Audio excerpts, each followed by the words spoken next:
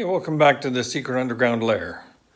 So I got another slice off the sawmill to make some shiplap. I really like this piece, it's just some beautiful wood. But what I have been thinking is that I'm cutting a very wide strip here, only to cut it into 3-inch pieces of shiplap. So maybe I'm not making the best use of the sawmill as I could, especially with the 2-tooth or 3-tooth per inch blade. I have to go really, really slow through this log. So what I've done, I flipped the log up on its side and I've taken a slice off it, a fairly big piece here. I can actually now finish this piece up on the table saw and get some 3-inch pieces out of, or slightly less than 3 inches off here, which I will be using we'll make shiplap out of that. Of course, this log has some holes through it going this way.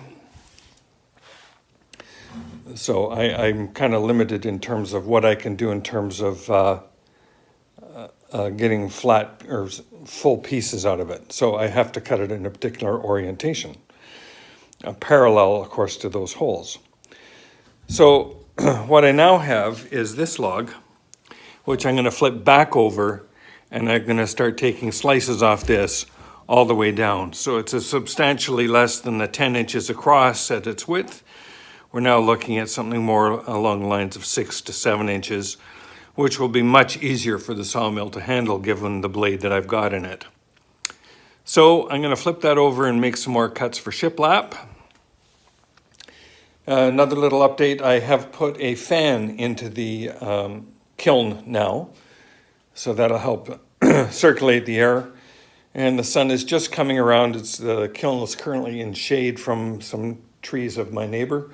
So it's going to take a little bit of time before I'm up to temperature. I had it at about 34 degrees earlier this morning until I opened the lid and put the fan in and let all the air cool. So it's going to take a little bit of time for that to warm up again.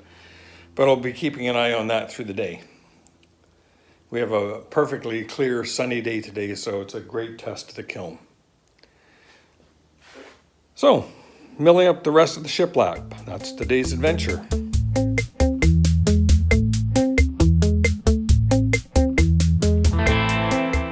So with this piece, got fenced out, I'm just going to take some 1/2-inch strips off this. We'll make this into some narrow shiplap, but it'll give us a little bit.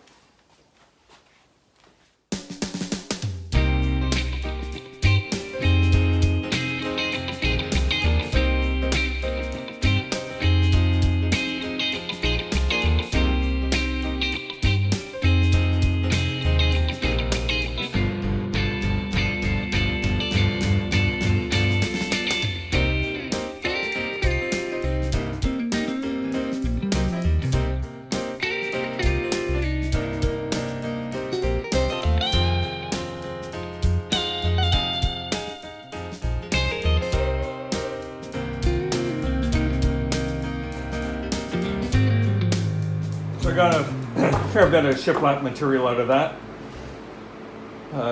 Not the full 3 inches on all of them, but that'll be enough. That'll cover the ends and go a long way. So I'm happy with that result. I started off, you may have noticed, trying to make cuts the full width and then, full height. Then I discovered or thought it would be a lot better just to make 2 passes on it. So one at half height, then come back at full height. And that made a real difference to the impact on the saw. So I got to give my sawmill a little more credit. Getting through this wood is tough, even for the table saw. It's a lot of wood to go through. It's probably time for a new blade on the table saw as well. Oh, and by the way, temperature is now 57 degrees, 57.6 in the kiln. And we're entering kind of peak time where the sun is going to be directly overhead. So hoping to see over 60 degrees there in a little bit. So I just noticed the temperature is now 69 degrees.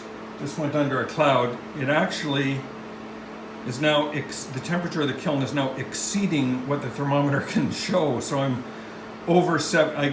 getting over 70 degrees Celsius in that kiln. So that's getting pretty toasty in there. I just learned too, the new bandsaw blades are in. So before I make this next cut on the sawmill, I think I might run down and pick up those blades and let's just see what they do. A little change of mind here. I'm going to mill a couple cuts off this log since it is less wide than it was before. I think this little saw blade's going to do okay. So I'm going to take a couple slices off this. So I'll put you on time lapse for that.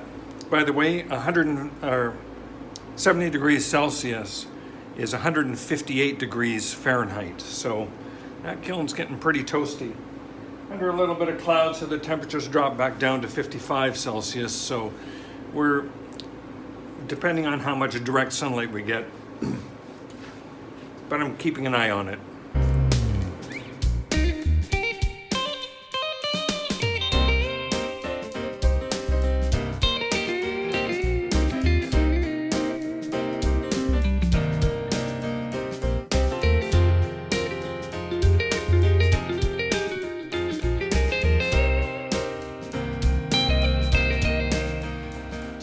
So I think this blade could likely be sharpened about now.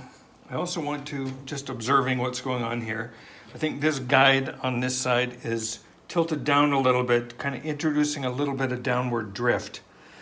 At this end, we're up about we've drifted down about 1/8 of an inch. So I do think that needs to be taken care of. So we'll address that.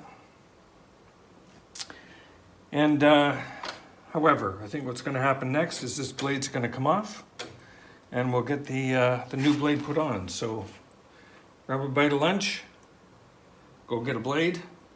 Let's see what a difference that makes.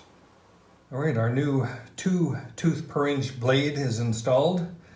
I've made some adjustments to the guides on both sides. So these have been adjusted and the guide on the other side's been adjusted a little bit, just to make sure I'm tracking as true as I can.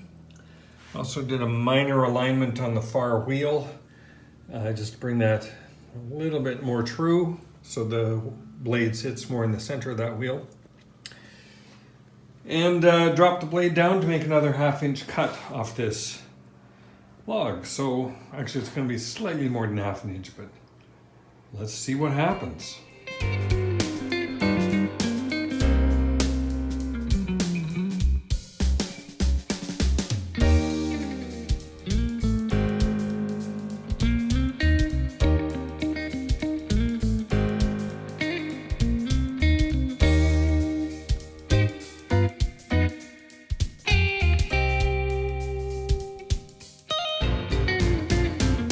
Okay, pardon the pun, the new blade makes the cut. Wow, is all I can say. Where previously with the 2-tooth per inch, or 3-tooth per inch blade, I was getting a cut speed, you know, toward the end about, maybe the best I could do was 2 inches per minute, usually doing 1.5 inches per minute, and on the thick pieces even going down to about 3/4 of an inch a minute. This blade just made this cut at about 6.5 inches per minute. So yeah, a 6-7-fold increase in speed. I might have been able to drive it faster, I don't know. I was just kind of going at a speed that felt kind of comfortable at the moment for the first cut. So yeah, lots to learn.